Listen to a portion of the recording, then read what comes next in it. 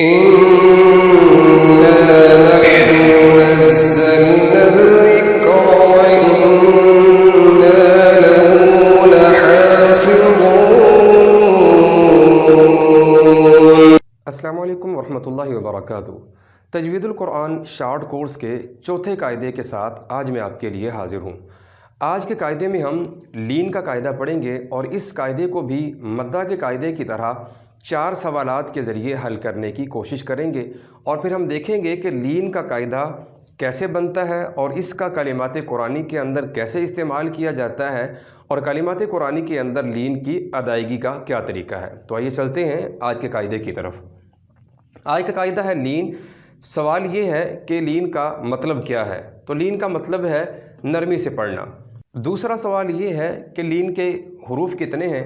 تو لین کے 2 حروف ہیں۔ تیسرا سوال یہ ہے کہ لین کے حروف کون کون سے ہیں؟ لین کے 2 حروف واو اور یا ہیں۔ چوتھا سوال یہ ہے کہ لین کا قاعدہ کیا ہے؟ تو لین کا قاعدہ واو ساکن سے پہلے زبر آ جائے اور یا ساکن سے پہلے بھی اگر زبر آ جائے تو لین کا قاعدہ بنے گا۔ واو ساکن یعنی جزم والی واو سے پہلے زبر آ جائے اور یا ساکن یعنی جزم والی یا سے پہلے بھی اگر زبر آ جائے۔ ہم نے مدہ کے اندر 3 حروف پڑھے تھے، الف، واو اور یا، اور اسی طریقے سے تینوں حرکات کا مدہ کے اندر استعمال کیا گیا تھا، وہ تھیں زبر، زیر اور پیش، یعنی تینوں حروف اور تینوں ہی حرکات کا مدہ کے اندر استعمال کیا گیا تھا۔ جبکہ لین کے اندر واو اور یا کا استعمال کیا گیا ہے اور صرف اس کے اندر ایک ہی حرکت زبر کا استعمال کیا گیا ہے۔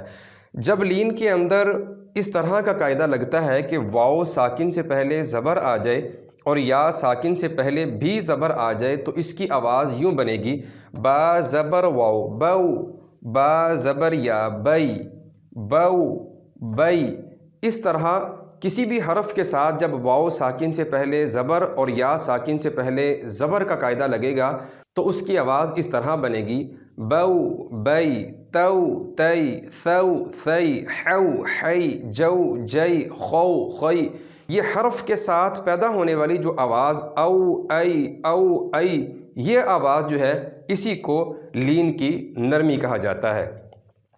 تو لین کا قاعدہ یہ ہوا کہ واو ساکن سے پہلے زبر اور یا ساکن سے پہلے بھی اگر زبر آ جائے تو لین کا قاعدہ لگے گا۔ تو لین کے قاعدے کا پھر کلمات قرآنی کے اندر ہم دیکھتے ہیں کہ کیسے استعمال کیا جاتا ہے۔ ح زبر واو حو، لام زبر لا، حو لا، ہا زبر الف ہا، حو لا ہا۔ اس لفظ کے پہلے حصے کے اندر لین کا قاعدہ لگا ہے اور وہ یہ ہے کہ واو ساکن سے پہلے زبر آئی تو حا کی آواز حو اس کیفیت کے اندر ادا کی گئی۔ اس کے بعد دیکھیے حا زبر یا حی، رو زبر الف رو، حی رو، نون زبر نہ، حی رو نہ۔